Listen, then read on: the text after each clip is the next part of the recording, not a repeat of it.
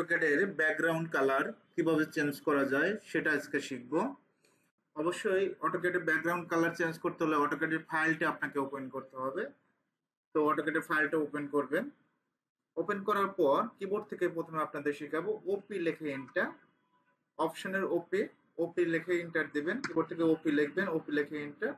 এখান থেকে আপনি যেটাই যাবেন ডিসপ্লেতে যাবেন, ডিসপ্লে থেকে আমরা কালারে যাব। অটোক্যাডের ব্যাকগ্রাউন্ড কালারটা চেঞ্জ করব। এখান থেকে আপনি হোয়াইট কালারটা দিয়ে অ্যাপ্লাই করে দিতে পারেন।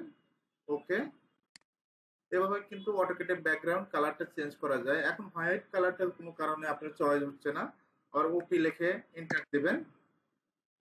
তারপর ডিসপ্লেতে যাবেন, ডিসপ্লে থেকে কালারে যাবেন। কালারে যাওয়ার পর এখান থেকে আপনি ব্লু কালারটা দিতে পারেন। ওকে ওকে, এভাবে ব্লু কালারটা করতে পারেন।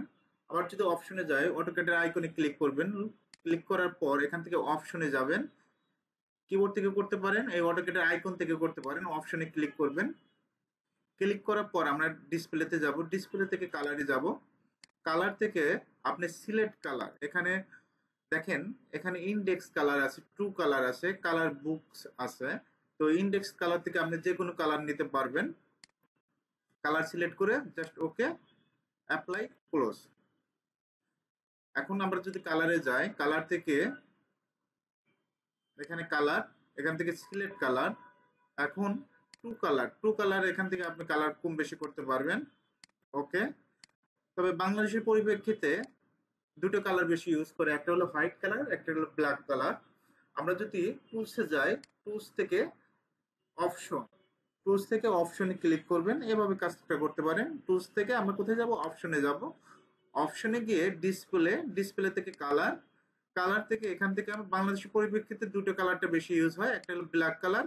বেশিরভাগ ক্ষেত্রে ব্ল্যাক কালারটাই আমরা ইউজ করি, অনেক সময় অনেকে হোয়াইট কালারটা ইউজ করে।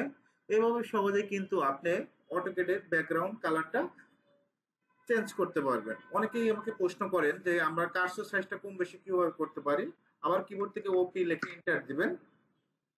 ওপি লিখে এন্টার দেওয়ার পর এখানে যে দেখেন কার্সর সাইজ নামে একটা অপশন আছে, কার্সর সাইজটা একটু বৃদ্ধি করে দিবেন, অ্যাপ্লাই, ওকে।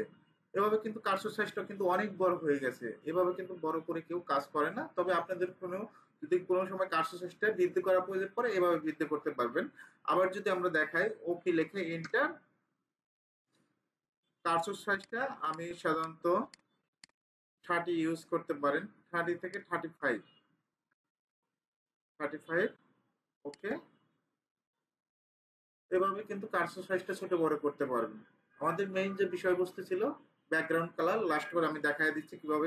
অবশ্যই আপনারা কিবোর্ড থেকে চেষ্টা করবেন। ওপি লিখে এন্টার, অপশনের ওপি, ডিসপ্লে, কালার।